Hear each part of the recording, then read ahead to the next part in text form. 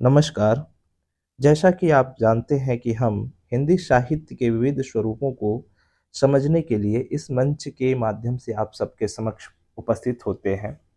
आज हम दलित साहित्य के जिन कहानियों पर या जिन कविताओं को लेकर एक-एक बिंदु पर बात कर रहे हैं, उनके कहानीकार या उनके जो कवि हैं, उनके जीवन परिचय या उनके द्वारा किए गए रचनात्मक कार्यों को अ, इस वीडियोज़ के माध्यम से रखने की पहल भी हम करेंगे।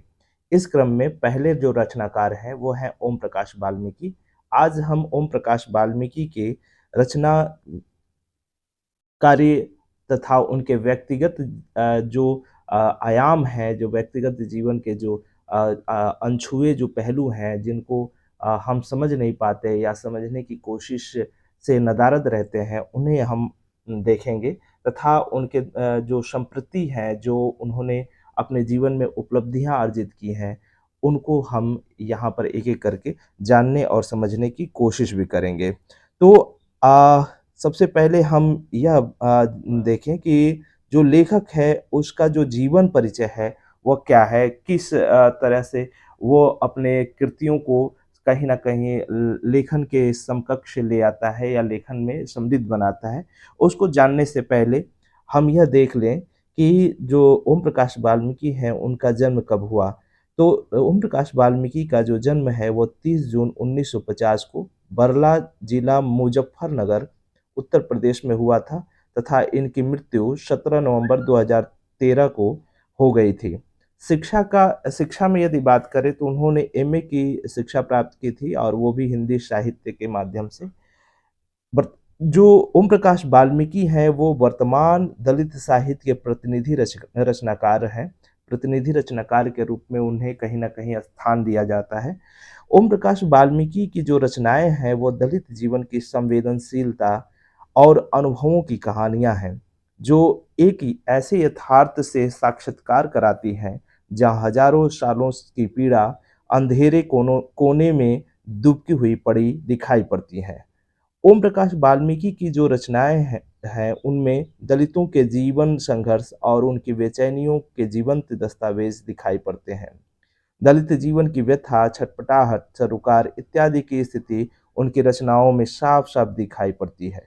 ओम प्रकाश वाल्मीकि ने जहाँ एक ओर साहित्य में वर्चस्व की सत्ता को चुनौती दी है, वहीं दूसरी ओर दबे-कुचले, शोषित पीड़ित दलित समूह को मुखरता देकर उनके इर्द-गिर्द फैली विसंगतियों पर चोट करने की कोशिश भी की है। साथ ही उन्हें एकजुट होकर लड़ने की ओर संकेत भी किया है। उनकी यही पहल दलित विमर्श को सार्थक और गुणात्मक बनाने की कोशिश में दिखाई पड़ता है।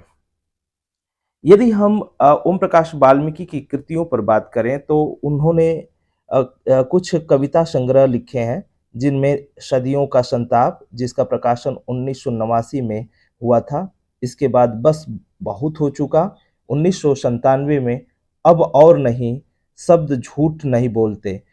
एक अंग्रेजी में चयनित कविता संग्रह है जो कि अम्मा एंड अदर स्टोरीज नाम से संपादित है। उनके द्वारा अंग्रेजी की कुछ चयनित कविताएं इसमें संपादित की गई हैं। इसके अतिरिक्त इनकी कविताओं का संकलन चयनित कविताएं नाम से डॉक्टर रामचंद्र जी ने संपादित किया है। कहानियों पर बात करें तो इनके 3 कहानी संग्रह प्रकाशित हो चुके हैं, जिनमें सलाम 2000 में प्रकाशित हुआ था, घुसपैठिया 2003 में तथा छतरी 2013 में प्रकाशित हुआ था। आत्मकथा की जहाँ तक बात है तो आत्मकथा इनका जूठन बहुत ही फेमस आत्मकथा है और यह 2 भागों में प्रकाशित हुआ था। पहला भाग 1997 में तथा दूसरा भाग 1999 में। इस आत्मकथा की अनेक भाषाओं में अनुवाद भी हो चुका है, जिसमें अंग्रेजी, जर्मन, स्वीडन, पंजाबी, तमिल, मलयालम, कन्नड़, तेलुगु आदि तमाम तरह की भाषाओं में इसका अनुवाद आज हमारे समक्ष उपस्थित है। यदि आलोचना कृति की बात करें तो इन्होंने कुछ आलोचना कृतियाँ भी लिखी हैं, जिसमें दलित साहित्य का सौंदर्य शास्त्र जिसका प्रकाशन 2001 में, मुख्यधारा और दलित साहित्य जिसका प्रकाशन 2009 में, सफाई देवता नाम से एक समाजशास्त्रीय अध्ययन पुस्तक भी इनकी हमारे समक्ष दिखाई पड़ती है। दलित साहित्य अनुभव, संघर्ष एवं यथार्थ 2013 में ये उनकी आलोचनात्मक या समीक्षात्मक कृतियाँ हैं। नाटक की यदि बात करें तो इनका एक नाटक है, दो चेहरे नाम का, जो 2012 में प्रकाशित हुआ था। इसमें कुछ अंश भी ऐसे हैं जिनका मंचन और जिसमें खुद ही ये अभिनय के रूप में प्रस्तुत भी दिखाई पड़ते हैं।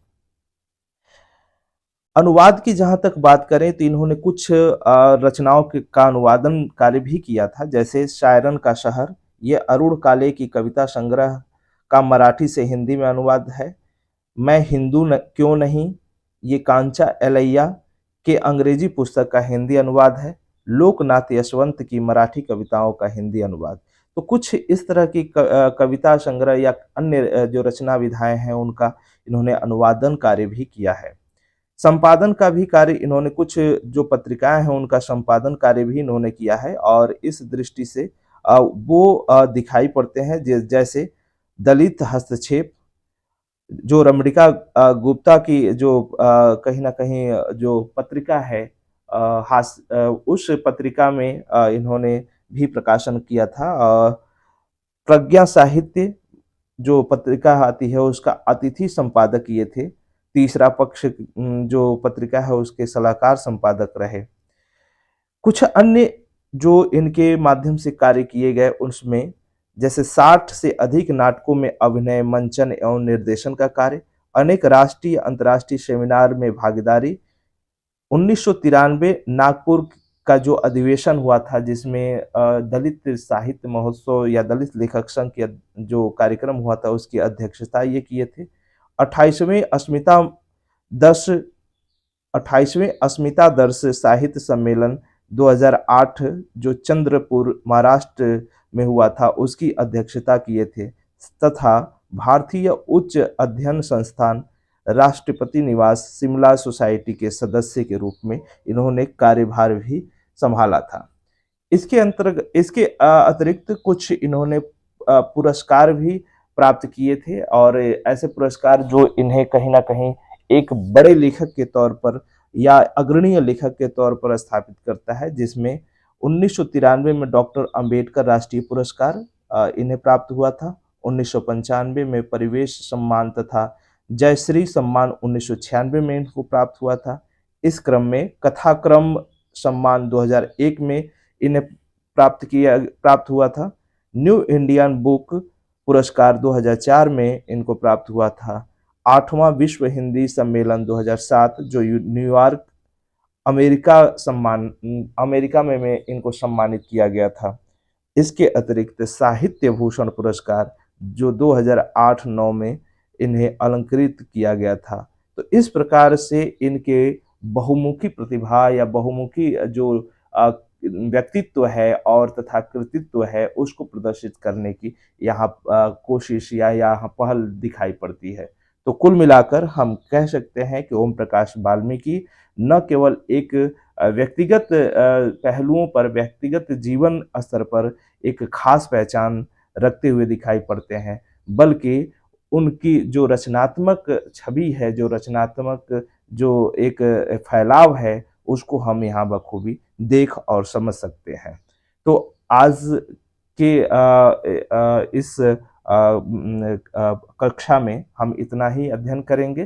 तत्पश्चात हम कुछ महत्वपूर्ण बिंदुओं को लेकर अगली कक्षा में आप सबके समक्ष उपस्थित होंगे। तब तक के लिए धन्यवाद।